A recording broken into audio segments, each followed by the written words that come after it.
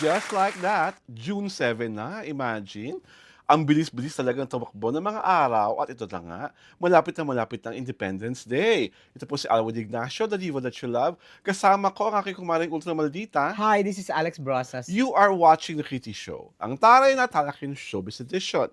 Ay, ang taray mo, Mare, with your navy blue outfit. Naalala ko si Morticia Adams of the Adams Family. You want me to kill you? Charot. Parang meron akong gustong pategi sa'yo, pero hindi ako. At dahil dyan, gusto po muna namin pasalamatan aming 13,747 plus subscribers. Kami po ni Alex ay lugod na lugod sa inyong pagmamahal, sa inyong pagsuporta, at syempre pa sa inyong pagsusubscribe sa aming palatuntunan. Ito na nga, simulan natin ng Instagram. Here, there, and everywhere, wala pa ako nababasang pangit na review. At totoong-totoo, mismo sa Philippine Arena na nagsabi na sold out ang 2-night shows sa na simula ang wakas na ang nagbida rito ang SB19. Prior to us, before we even talk about the concert, alam mo, nung nanood kami sa arena, mahigit 100 ng tao ang lumapit sa akin, nagpakilala sa akin, nakipagkamay, nakipag-appear, dahil nanonood sila ng The TT Show. Alam mo, may pagkasyunga ka rin eh. Sa iba't ibang bansa sila talaga. Alam mo, may Oo. pagkasyunga ka rin. Bakit? Hindi ka nagpa-picture! Ay, di ko talaga ganun. Hindi ka Ay, ako. dapat pinost mo atong mga fans from abroad, nanonood ng ano. Suplada ko. Diyos ko. Ayoko ng mga ganung mga picture-picture. Ay, ba't kay Sia nagpapa-picture ka? At saka kay ano? Iba yun. Kay, Paulo Abilino. May pag-ibig yun at pagnanasa. Ano ba But sinasabi anyway, ko? to the more than 12 people who said May lalaki ba? May babae? May puro bakla? babae sila lahat. Kami babae. What did they say? Bigla ko niya nakatayo ako bilang may kakaway, Ah. may ngingiti, bigla sabi, nanonood ako ng TV show. Yung una yung kumakain kami. Kasama ko po doon si Julie, si Julie. Kumakain kayo where? Kumakain kami sa food zone. Oh, yun. Kumakain kami sa food zone sa labas ng Philippine Arena. Biglang may tumable sa amin. Tapos sabi niya, nanonood ako ng TV show. Pagpila namin, pumipila kami, may 2 lalaki na pasensya na, hindi ko matandaan ang mga itsura niyo at mga pangalan niyo. Kumaway rin. Yes. Tapos pagpasok namin, may nanay na lumapit. She just came from Dubai to watch the show and told me na nanonood siya ng TT show. Kasi nga tuwang-tuwa kila na ang galing-galing natin magtanggol Sa o pag-usapan ng SB19. SB19. Tapos yung karon namin sa lower box, yung nanay, si Julie, ako, hinabi niya talaga. Alam mo kung bakit ko kayo pinapanood? Kasi ang talino niyo parehong host. Ang sabi, girl. Girl, nanay rin to. Oo.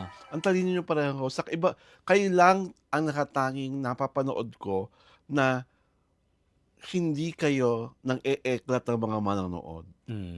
Sabi niya, pag hindi niyo talaga gusto, hindi niyo gusto. Tapos gusto ko pagkatalo kayo ni Alex. Sabi nung Sabi nung nanay. Tapos pag uwi namin, ang daming lumapit. Yun nga lang talaga. Kasi paglabas ko, after the concert, pagod ako.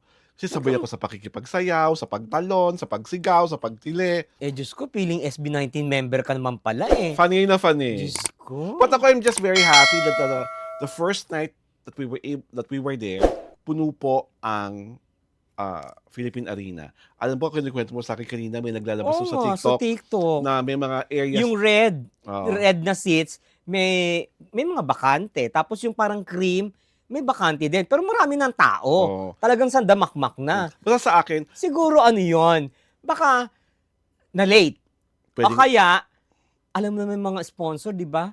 Bumili ng ticket, umakot ng ticket, pero hindi na ipamigay. O yung mga pinagbigyan, hindi nagpunta. I think yung ganyan, nung first night, punong-punong-puno talaga. Tapos merong area sa VIP section na may 2 rows na hindi dumating. Pero hindi mo siya mapapansin kasi nga ang laki-laki ng napaka-cavernous ng Philippine Arena. Oo nga. So pag talagang sinipat mo lang, pero from my end, from where we were at, hindi mo masyado, talagang puno yung area namin. Yung area yung nakikita ng mga mata ko. Except for that, kasi kitang-kita mo yun na nasa gitna. Yeah. Yung VIP section na seated na parang feeling ko baka kagaya ng theory mo. But as far as the show is concerned, I think this is one of the best shows I've seen this year, lalo na sa concert. At nakakatuwa na ang dami-daming mga celebrities na sumuporta sa kanila. Oo nga. Like sina Vice Ganda, kina Gary Valenciano, Si Maki. si Maki, si TJ, Oo. si KZ, at ang dami rin P-pop groups na dumating at Oo. sumuporta, Horizon, at kung sino-sino pa. I'm sure nalaman nyo naman lahat sa X kung sino-sino yung mga nanood.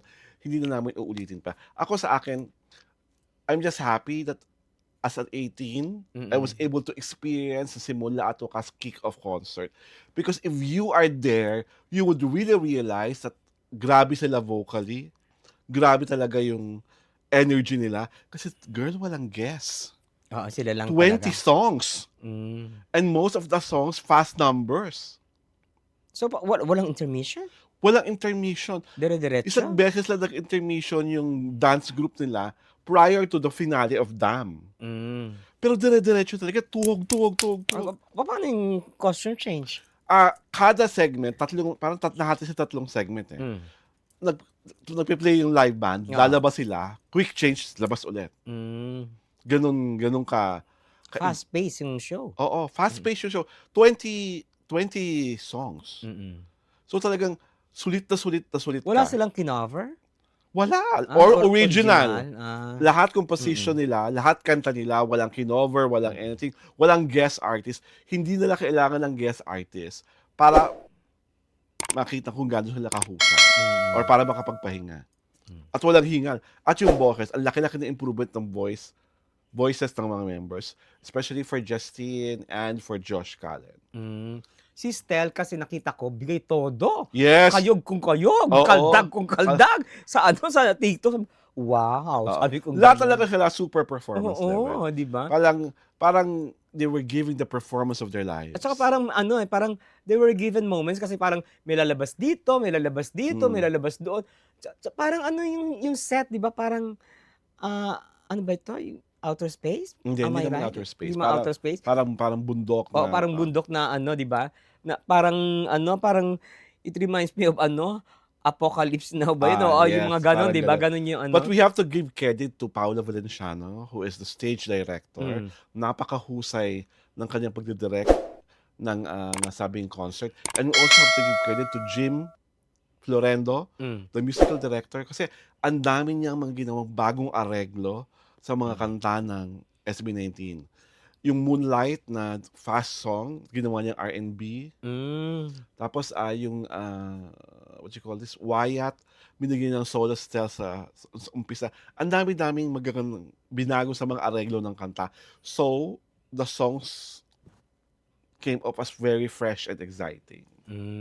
Diba? Bongga. Diba? Bonggang-bongga talaga. So, sa akin, congratulations po sa SB19, sa Onesie Entertainment, at sa lahat ng mga 18 na sumugod, nonood, at nagpakapagod, at naging maligayang, at nagpakasasa sa kaligayahan na simula at wakas concert. So, ito na, Mare.